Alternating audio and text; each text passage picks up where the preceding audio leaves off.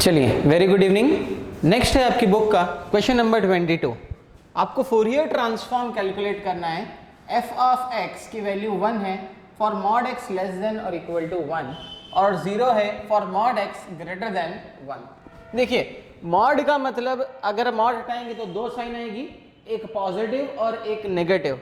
मतलब ये है आपकी मॉड एक्स की जगह पॉजिटिव साइन लेंगे तो आपका ओवरऑल इंटरवल -1 से लेके +1 के बीच में रहेगा। जब x की वैल्यू पॉजिटिव रहेगी तो आपका x लेस देन 1 के लिए वैल्यू 1 है, और जब x की वैल्यू नेगेटिव रहेगी तो उसकी वैल्यू ग्रेटर देन 1 हो जाएगी। इस तरीके से आपका इंटरवल ब्रेक होगा। क्लियर? चलिए अब हम इसको रिजॉल्व करते हैं। फोरियर ट्रांसफॉर्म का फॉर्मूला होता है इंटीग्रेशन फ्रॉम -∞ से लेके +∞ f of x into e की power iota s x d x is equal to f of s।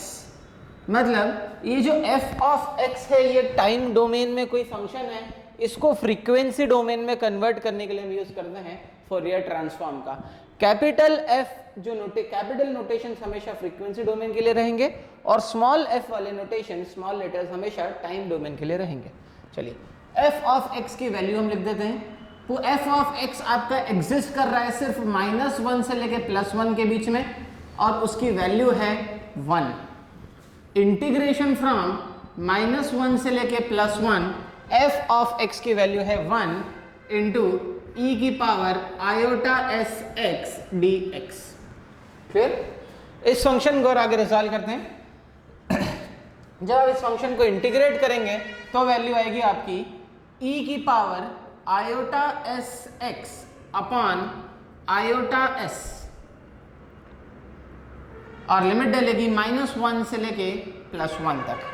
फिर अब इस वैल्यू को और आगे रिजॉल्व करते हैं हम। जब यहाँ पर अपर लिमिट डालेंगे 1 अपॉन आयोटा एस में बाहर ले लेता हूँ, अपर लिमिट डालेंगे 1 तो आ जाएगा e की पावर आयोटा एस एक्स की जगह माइनस लोअर लिमिट डालेंगे तो आ जाएगा e की power minus iota S. Clear? चलिए अब यहां पर हम एक आइडेंटिटी यूज करते हैं। जो साइन थीटा होता है आपका वो होता है आपका e की power j theta minus e की power minus j theta upon 2j, तो आपका बनता है साइन थीटा। चलिए e की पावर j, आयोटा और j की बात है, e की power j theta minus e की पावर माइनस j थीटा। इस फंक्शन को हम 2 से मल्टीप्लाई कर रहे हैं और 2 से डिवाइड कर रहे हैं। क्लियर? ये जो आयोटा है ये इसके मल्टीपल में चला जाएगा, तो आप देख सकते हैं हमने इसको साइन में कन्वर्ट कर लिया है। e की power j theta minus e की power minus j theta upon 2j होता है साइन थीटा। हम लिख रहे हैं उसको 2/s इंटू साइन s। फिर आपका overall value I 2/s into sine s। अब आपको इवेल्युएट करना है इस वैल्यू को।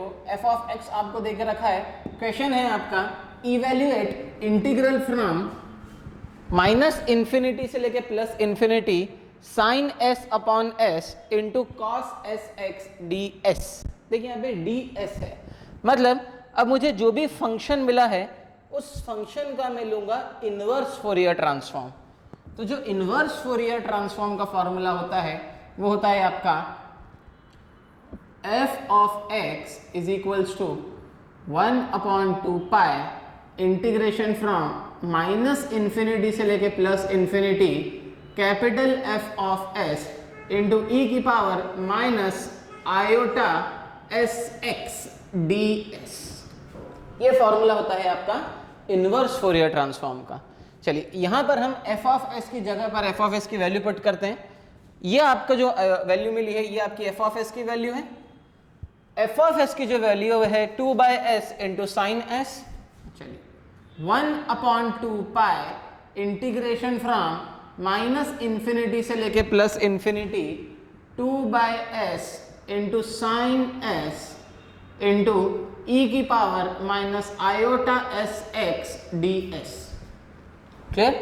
यहां पर 2 से 2 हो जाएगा आपका कैंसिल, आपका 1 अपॉन एस इंटू पाई बाहर आएगा, 1 अपॉन एस पाई, चलिए एस को अंदर ले लेते हैं, 1 upon pi integration from minus infinity से लेके plus infinity sine s upon s into e की power minus iota s x d s. यहां पर हम एक और फॉर्मूला यूज करते हैं, यूलर्स आइडेंटिटी। यूलर्स आइडेंटिटी के अकॉर्डिंग ई की पावर माइनस जे थीटा होता है आपका cos theta minus j sine theta. आप देख सकते हैं यहां पर e की पावर माइनस जे और ये है आपका theta.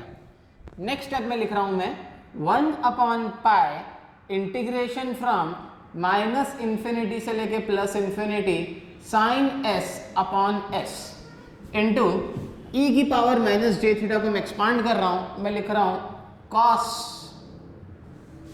S x minus j sine s x d S.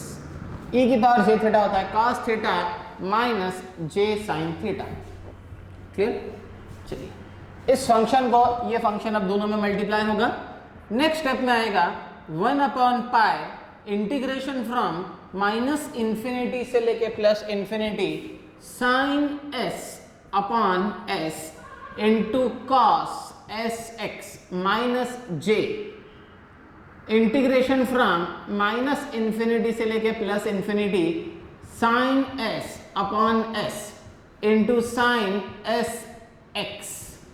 फिर दोनों के साथ में ds अटैच है तो ds के रिस्पेक्ट में हम इंटीग्रेट करेंगे।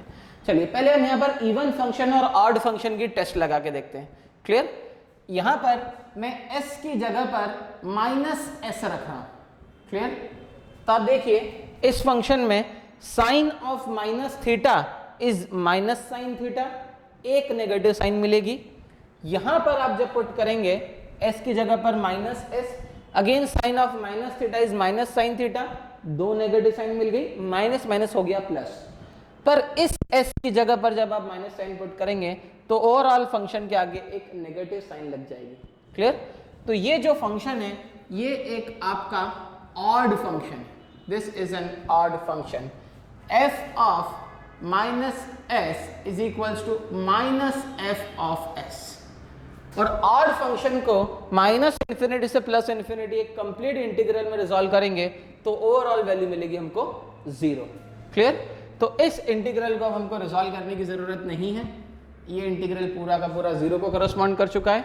और यही इवेल्युएट करने के लिए पूछा गया था माइनस इंफिनिटी से plus infinity sine s upon s into cos s x d x 1 upon pi. अच्छा, इक्वल टू के इधर चल रहा है आपका स्मॉल एफ ऑफ एक्स। अगर आप क्वेश्चन में ध्यान से देखें तो स्मॉल एफ ऑफ एक्स की वैल्यू है आपकी 1, जो स्मॉल एफ ऑफ एक्स की वैल्यू है आपकी 1 when mod x is less than और equal to 1 and 0 when mod x is greater than 1। ये आपकी स्मॉल एफ ऑफ एक्स की वैल्यू है। लास्ट में पाई यहां पर चला जाएगा और ये पाई पूरी की पूरी वैल्यू से मल्टीप्लाई हो जाएगा, तो ये पाई पूरी की पूरी वैल्यू मल्टीप्लाई हो गया। So this is the value of the integral. Clear? Thank you.